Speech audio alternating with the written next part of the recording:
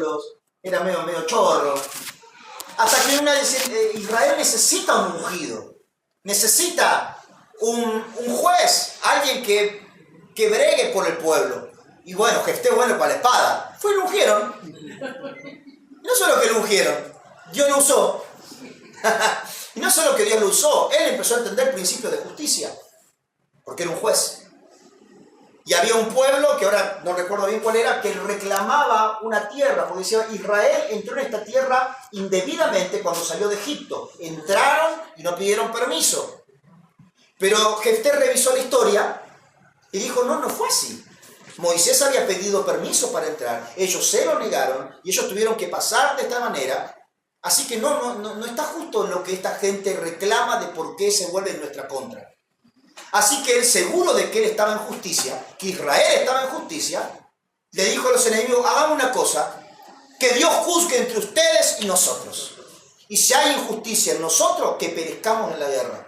Y si hay injusticia en ustedes, que ustedes perezcan en la guerra. Porque él sabía que estaba en justicia. Ese se parece a mí. Yo cuando sé que estaba en justicia, vamos, digo yo, porque sé que Dios nos va a dar la victoria. Amén. Y Dios lo usó, mi amado. Y uno ve que no hubo tanto protocolo de limpieza, de purificación. El sacerdote sacrificaba por el pecado del pueblo, por su propio pecado. Se sacaba todas las ropas. Tenía un ritual de purificación larguísimo. Pero es que también se le estaba concediendo una responsabilidad que no se le concedió a Judá, que no se le concedió a Rubén, que no se le concedió a Efraín y a Manasés. ¿Cuántos me están siguiendo? Amén. Y aunque por un lado pueda parecer un poco engorroso, nos tocó la del sacerdocio. Por otro lado, mi amado, y creo que el más importante, es realmente un privilegio. Amén. Y esto lo aprendí de mi esposa. Una vez nos predicó que la primera ley del sacerdote en los Levíticos dice, el sacerdocio es un privilegio. Amén. Y ese día que nos lo predicó nos lo hizo repetir tantas veces que me quedó. El sacerdocio es un privilegio. Amén. Mi amado, yo quiero decirle que estoy enamorado del sacerdocio. Amo el sacerdocio.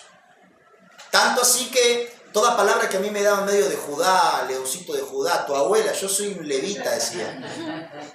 Porque amo el sacerdocio. Gloria a Dios que después entendí que somos reyes y sacerdotes, según el orden de Melquisedec. Amén. Porque he entendido que el administrar el altar de Dios es un privilegio. Amén. Ahora, también es cierto que para poder administrar sacerdocio necesitamos meternos de lleno en el mundo de lo invisible. Para poder administrar un sacerdocio necesitamos meternos de lleno en el mundo de lo intangible, en el mundo espiritual.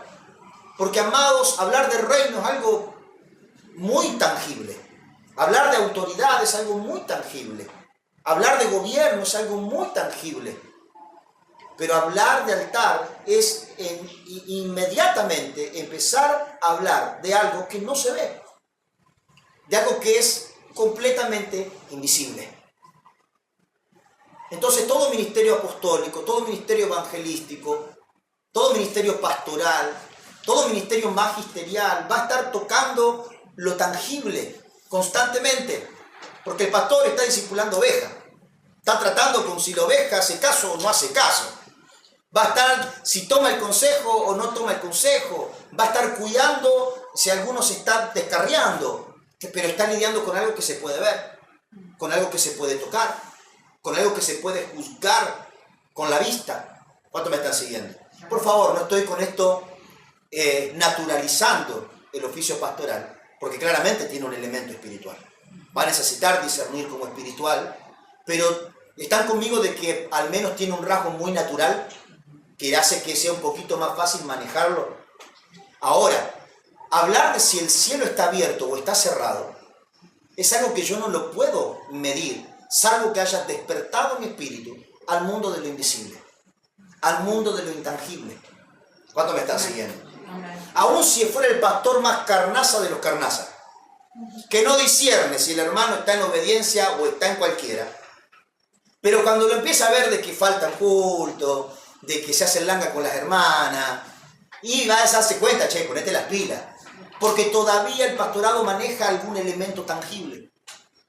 Pero el ministerio profético, el ministerio sacerdotal, el ministerio intercesor, está administrando cosas intangibles.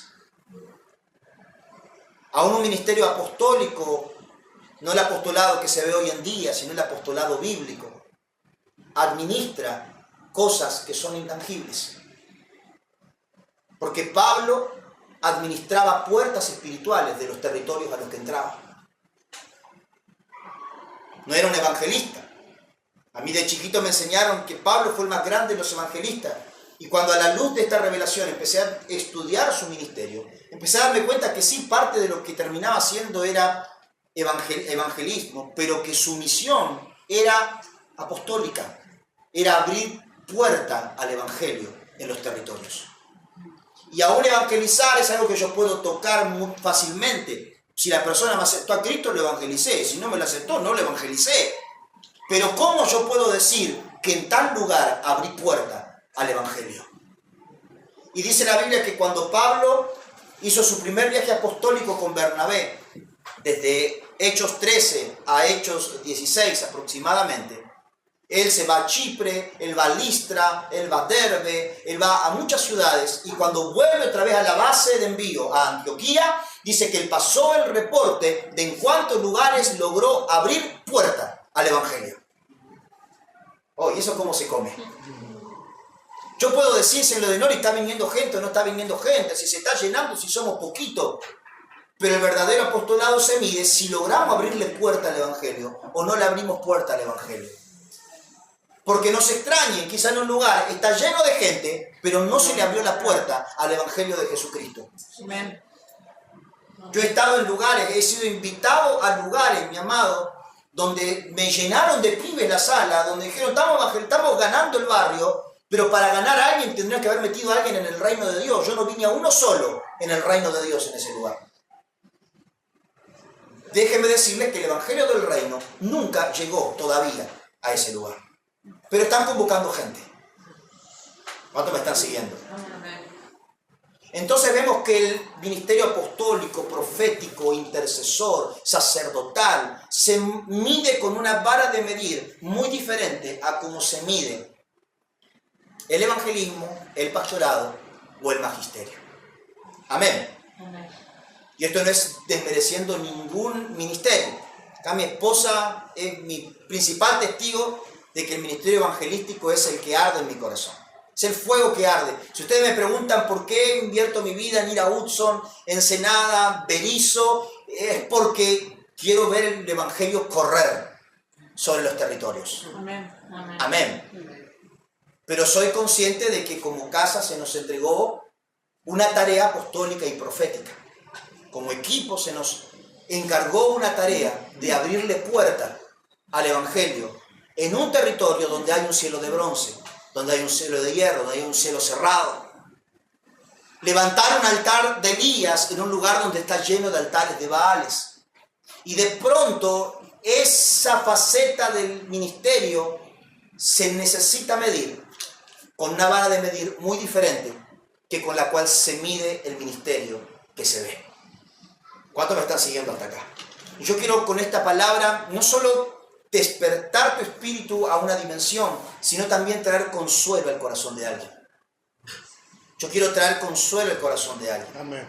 Perdón, Estela, que hoy te agarré para ministrarte esta palabra, pero yo sentía como, no solamente en tu vida, sino en la vida de muchos, las matemáticas de la tierra lo acusan. Acusan su fruto, acusan su éxito en el Señor. Y mi amado, yo quiero decirte que aún la religión, el espíritu de la religión ha colaborado para hacer que muchos santos hombres y mujeres de Dios que se han mantenido en una integridad en la voz del Espíritu Santo hasta el último día de su vida sientan de que fueron un fracaso.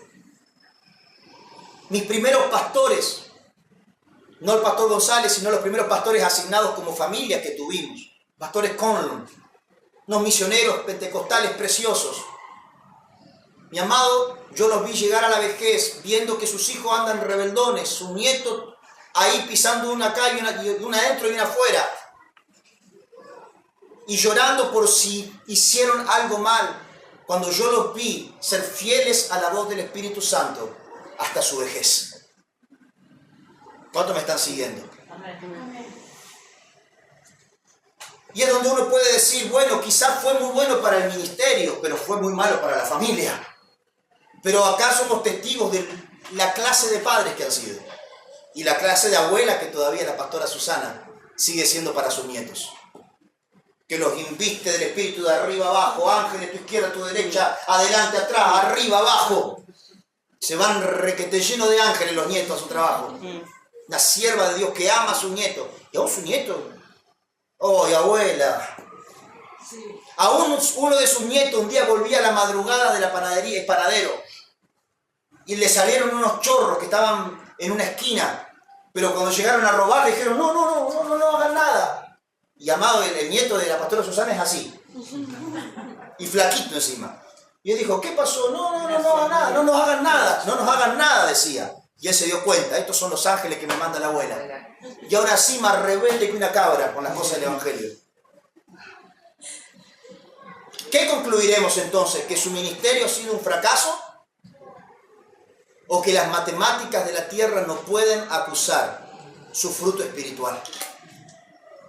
¿Cuántos me están siguiendo? Yo quiero liberar a alguien de lo que las matemáticas de la tierra han estado acusando su vida. ¿Saben a quién le acusaban las matemáticas de la tierra? Oh, voy a tocar uno fuerte ahora. Al profeta Samuel. Porque dice la palabra que sus hijos no se mantuvieron en la justicia como su padre Samuel. Y esa fue la razón por la cual pidieron un rey. Hay una serie ahora de David que se llama Casa de David, donde aun cuando él le va a sacar el ministerio a Saúl, Saúl lo acusa con esa carta. Le dice que ahora pues, tus hijos tampoco te quisieron. Si hubiese sido tan buen juez, tus hijos hubiesen hecho las cosas bien. Diablo inmundo. Satanás diablo. Acusación, mentira de Dios. Porque dice la palabra que cuando Samuel le pasó el reino a Saúl, lo ungió como rey, y acá voy a tirar un misterio de la unción y de los ungidos. Pero no lo voy a explicar, se lo le tiro y indaguen en el Señor. Pero dice que cuando él lo ungió a Saúl, de pronto ese lugar se convirtió en una corte de gobierno, en una corte judicial, perdón.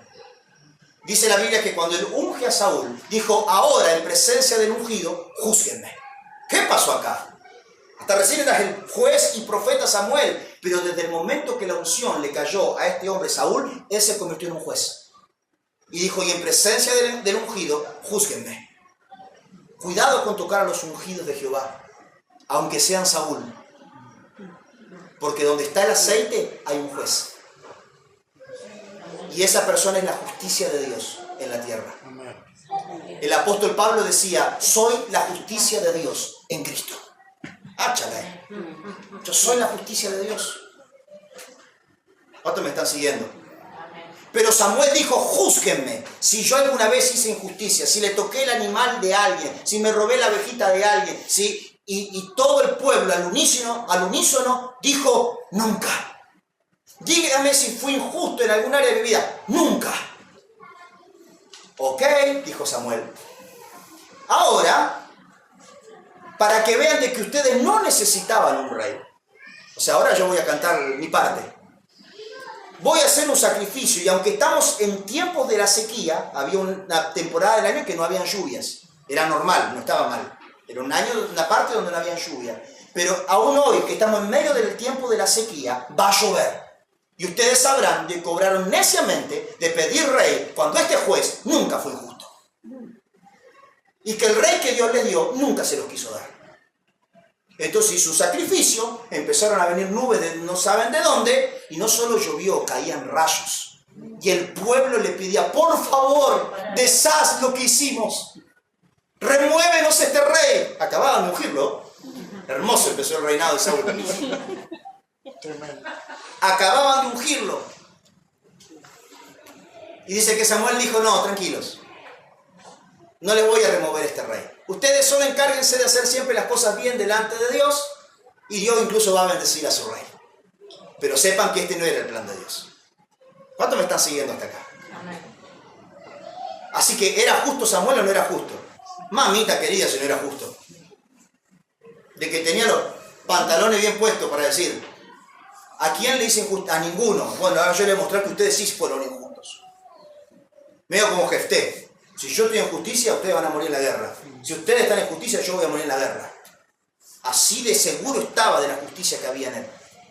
Sin embargo, la acusación era, ay, pero ¿y tus hijos? Yo lo único que te puedo decir esta tarde, con esto te baste, algún día indagaremos más profundo en esto, es que las matemáticas de los cielos no cuentan como las de la tierra. Gracias a Dios. Y que cada uno es juzgado de acuerdo al decreto y el estatuto de Dios sobre su vida. La ley de Dios es igual para todos. La Biblia dice que Él nos daría su espíritu para que andemos en sus leyes, sus decretos y sus estatutos. ¿Cuántos dicen amén? Yo por mucho tiempo creí que ley, decreto y estatuto era exactamente lo mismo. ¿Cuántos han pensado como yo alguna vez? Si alguien me preguntaba, ay, Nahuel, ¿qué es un estatuto? Violar los estatutos. Y violar la ley de Dios, qué sé yo, es lo mismo. Sin embargo, en términos jurídicos no es lo mismo una ley que un decreto que un estatuto.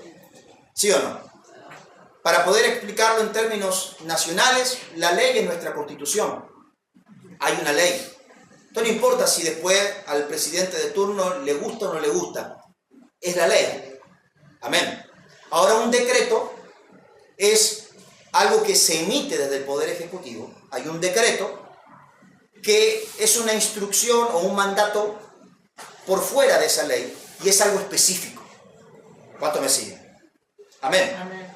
Entonces, por ejemplo, la ley decía no matarás, no codiciarás, ¿sí? Todos conocemos la ley de Dios. Pero, por ejemplo, Sansón tenía un decreto y era no cortarse el pelo, no beber vino y no tocar nada corrupto, nada muerto. ¿Cuántos me están siguiendo? Ahora, si cualquier otro israelita se cortaba el pelo, ¿violaba la ley? No. Sansón tampoco, porque no violó una ley, pero sí violó un decreto. Algo que el rey decretó sobre su vida. ¿Cuántos me están siguiendo? Amén. Entonces él no fue juzgado de acuerdo a violar una ley, sino a violar un decreto. Y un estatuto, la palabra estatuto viene de la misma raíz de la palabra estatua. Es la raíz griega que habla de algo firme. Un estatuto es algo que te será firme. Podríamos decir, por ejemplo, un llamado.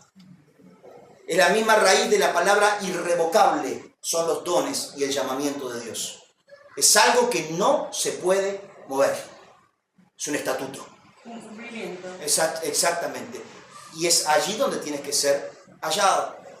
¿Cuántos me están siguiendo? Amén. Amén. Entonces, violar un estatuto es que a mí me encuentre haciendo algo diferente que lo que había sido llamado a hacer. Amén. Entonces, mi amado, hay un misterio detrás de esto. Pero cuando un hombre o una mujer, una casa de oración, un equipo ministerial, una iglesia, tiene un decreto, tiene un estatuto, va a ser juzgado de acuerdo al decreto, de acuerdo al estatuto que le fue dado. ¿Cuántos me están siguiendo hasta acá? Amén. Amén. Jesús conocía muy bien su decreto y su estatuto y no lo negociaba. Amén. Tal es así de que en un momento su madre y sus hermanos lo están buscando y creen que tienen algún derecho para reclamar por él. Pero él dice, mi madre y mis hermanos son los que hacen la voluntad de mi Padre. Alguien ahí podría haber acusado a Jesús de violar una ley. Honrarás a tu padre y a tu madre. ¿Cómo va a dejar esperando a tu madre? ¿Sí o no? ¿Cómo va a... Jesús, me imagino ahí un Caifás. ¿Cómo va a dejar esperando a tu madre? Vaya y honre a la Santa Madre. Aleluya. Pero es que Jesús era muy consciente de cuál era su decreto. ¿Y cuál era su estatuto? ¿Cuánto me están siguiendo? Amén. Y que cuando alguien tiene un decreto, es importante que permanezca en él, porque va a ser juzgado de acuerdo a lo que Dios habló para él. ¿Cuánto me siguen? Amén. Y alguien puede decir, bueno, yo no violé ninguna ley, pero violaste un decreto. Violaste un estatuto. Violaste algo que Dios habló a tu vida. Hay una prédica que yo escuché cuando era chico y a mí me partió al medio. Era de Dante Gebel, me acuerdo. Se llamaba Todos pueden, tú no. Y hablaba de un pastor que había pedido un avivamiento para su ciudad. Pero cuando llegaron las vacaciones dijo, bueno, me voy a pedir las vacaciones. Me voy 3 semanitas, lo dejo al copastor predicando. Y el Espíritu Santo le dijo, no hay vacaciones para ti este año. ¿Qué tiene de malo? Y mi hija ahora dice, ¿qué tiene de malo? Decimos, Sara, soltá eso. ¿Y qué tiene de malo? No importa qué tiene de malo. Soltalo. ¿Y qué tiene de malo? Dijo el pastor. Si el pastor fulano se va de vacaciones y se va a Cancún, yo me voy acá a la costa atlántica. Entonces le dice que para el llamado que tengo y lo que tú me pediste, sí, todos pueden, tú no. ¿Cuánto me están siguiendo? Cuando Dios te llamó a un sacerdocio, sí, mi amado, Judá puede entrar con las manos sucias a comer, puede agarrar los panes, porque ¿cuánto me están siguiendo? ¿Y tú? No. Tú eres sacerdote. Tú eres intercesor. ¿Cuánto me están siguiendo? Hay mesas a las que te dicen, no te sientes con ellos. Y alguien dice, pero Pepito el evangelista se va con las prostitutas. Él puede, tú no. ¿Cuánto me siguen? El evangelista y está donde el decreto y el estatuto lo puso. Tú no. Tú tienes que estar donde tu decreto y tu estatuto te dicen que tienes que estar. Amén. Entonces de pronto el fruto con el que se lo juzga a un fulano no es con el que se le juzga a un mengano. Y a fulano sí se le pone una vara porque descuidó a padre y a madre. Pero a fulano tenía que dejar padre y madre a causa de que pueda hacer lo que fue llamado a hacer. Fuerte. Y hay algo que a mí, desde que el Espíritu Santo me lo explicó de esta manera, me rompió la cabeza. Yo siempre me pregunté por qué Jesús se bautizó. Si no había pecado en él. No, está perfecta, Gracias, muchas gracias. ¿Por qué se bautizó si no había pecado en él? Yo creo que Juan el Bautista se hizo la misma pregunta. Te dijo, no, yo necesito que tú me bautices a mí. Y él dijo, no, es necesario que cumplamos toda justicia. O sea, que había una justicia que completar en ese acto. Claro, después investigando acerca de qué significaba el bautismo para esa generación, para el pueblo judío, descubrí que era un ritual que para nosotros es ajeno culturalmente. Tenemos que aprender qué significa el bautismo. Ellos no tenían que aprender, ellos sabían lo que era un bautismo. Cuando Juan decía, arrepiéntanse y bautícense, la gente sabía qué significaba eso. Es que tenía 2 significados culturales muy fuertes y muy grandes. El primero de ellos era un ritual matrimonial. Cuando una novia iba a ser desposada, uno de los primeros rituales matrimoniales era que pase por las aguas del bautismo, que simbolizaba que en las aguas dejaba atrás la cultura de la casa de su padre, la cultura de la casa de la que venía, las costumbres, la ley de la casa de su padre, para iniciar una nueva vida al salir, que era la ley de la casa del novio. ¿Cuánto me están siguiendo? Que a su vez era la ley de la casa del padre del novio. O sea que es re profético el asunto del bautismo. Simboliza que yo voy a dejar atrás toda costumbre, toda cultura, todo argumento, toda estructura mental, todos los resultados de mi vida. Los dejo atrás para ahora aprender a vivir según la ley de la casa del novio. ¿Cuántos creen que es algo precioso? Es algo glorioso. Amén. Ahora... ¿Cómo? Machista. No, pero es que el novio también dejaba algo. Ah, bueno, no llegaste todavía. Ah, Es que el bueno. novio también dejaba, y el novio dejó mucho por nosotros. De hecho, dejó su forma de Dios para hacerse hombre y crear lo que se llama, en unión con nosotros, una nueva criatura. O sea que cuando dos se casan, cuando un hombre y una mujer se casan, crean una nueva cultura. Amén. El novio lo dejó todo, pero la novia también tiene su parte que dejar para crear una nueva creación. Amén. Ahora, en términos espirituales, quizá aprender la ley de la casa de un padre judío podía ser algo, no sé si bueno, pero cuando entendemos que la ley de la casa del padre es perfecta, ya no es machista. Es lo mejor que nos puede pasar en la vida. Amén. Amén. ¿Cuántos creen que la ley de la casa del padre es perfecta? Amén. Amén. Amén. Amén.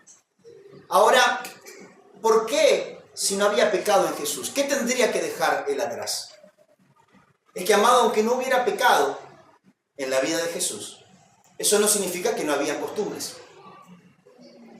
Eso no significa que no había enseñanzas. Y que incluso no estuviera la ley misma en la cual él fue formado. Y sé que esto es algo que es muy difícil de digerir, pero incluso el Evangelio nos manda a dejar la ley atrás. Cuando ésta puede ser de obstáculo a que cumpla con la perfecta voluntad del Padre. Por lo menos cómo aprendió la ley. ¿Cuánto me siguen? Y de esto está lleno todo el Nuevo Testamento.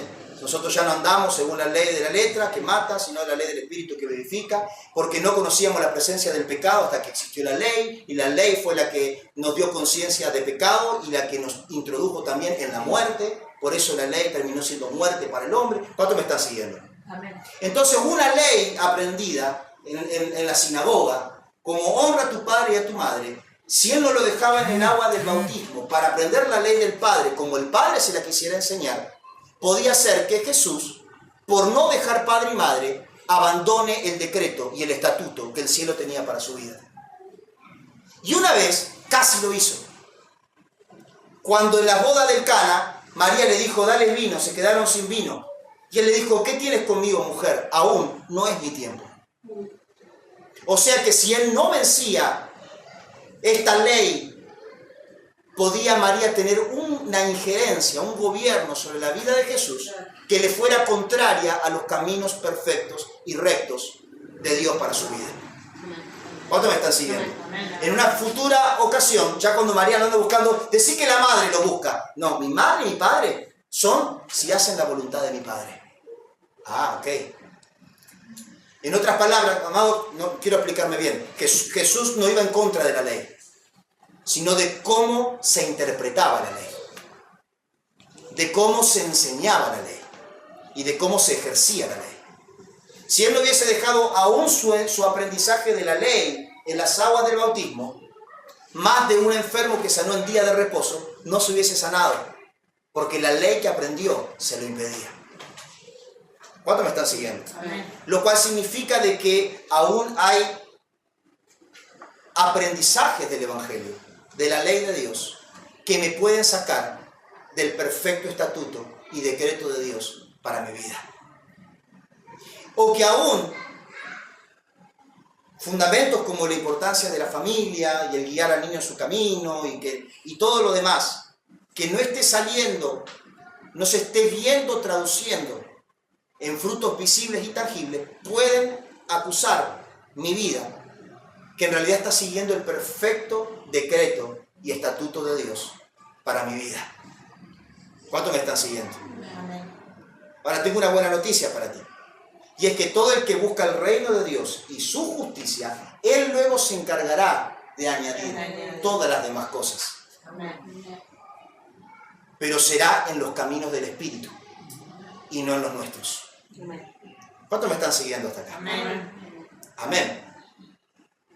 Porque tengo noticias para ustedes. Ese mismo Santiago, Judas y José, los hermanos de Jesús, que dice que no creían en Él. Luego nuestras Biblias tienen un libro llamado Santiago, casi al final de la Biblia, que es escrito por el hermano de Jesús, quien luego terminó transformándose en obispo de Jerusalén, líder de la iglesia de Jerusalén. Eso significa que gracias a que Jesús no violó su decreto y su estatuto, se encargó de lo que el Padre le mandó que se encargue, Dios se encargó de todo lo demás. Amén. Había un camino preparado y Él se encargó de todo lo demás. ¿Cuántos me están siguiendo hasta acá? Amén. Diga conmigo, un ministerio que no se ve. Jesús administraba hilos de su ministerio que el natural no los puede ver, pero el espiritual no solo los puede ver, los administra. Amén. Y quiero decirte, mi amado, que quizás toda esta prédica hoy no te va a ser aprovechable, pero si por lo menos despierta un interés, despierta una fe, despierta una búsqueda de que hay algo más, de que hay un camino que no nos contaron, que hay camino del Espíritu que no nos habían explicado y que el Espíritu Santo está listo para guiarnos e introducirnos en caminos que son más altos que los de los hombres. Entonces no solamente vas a empezar a conocer los hilos de un ministerio invisible, sino que incluso lo vamos a poder administrar. Amén. Amén. ¿Cuántos me están siguiendo hasta acá? Amén. Cierro con esto. Toda esta palabra es porque el Señor nos ha entregado una comisión que es invisible. Nos ha entregado un decreto, nos ha entregado un estatuto, nos ha entregado un llamamiento que se mueve pura, entera y exclusivamente en el mundo de lo invisible, en el mundo de lo intangible. Estamos administrando el altar de Dios. Estamos administrando cielos espirituales sobre Ensenada. Estamos preparando el altar de Dios. Y es un proceso que tiene tiempos y protocolos. No es como el evangelismo, que simplemente salgo y evangelizo. Es preparar un cielo espiritual para que podamos en una temporada entrar en un tiempo de un cielo abierto. Es perfeccionar la justicia del altar de Dios para que, llegado el cumplimiento de toda obra de justicia, la justicia del altar de Dios derribe todo altar que cierra los cielos espirituales sobre un territorio. Y amado, lo que puede parecer un mensaje muy bonito es lo que hemos venido viendo y experimentando en los últimos 15 años. En cada ciudad, en cada territorio y en cada nación en la cual el Señor nos ha llevado. No quiero decir con esto que somos expertos, porque hemos descubierto que cada vez que entramos en un nuevo territorio, nos enfrentamos a nuevas dinámicas, a nuevos mapeos y a nuevas estrategias del cielo. Que lo que sirvió para vencer a los filisteos la primera vez, no es la misma estrategia con la cual Dios nos manda la segunda vez. Pero para decirles que cobren ánimo, porque la obra de Dios en tu vida y en la mía no se mide con la matemática del mundo, se mide con las matemáticas de Dios, se mide con las matemáticas del cielo. Te invito a que puedas cerrar tus ojos.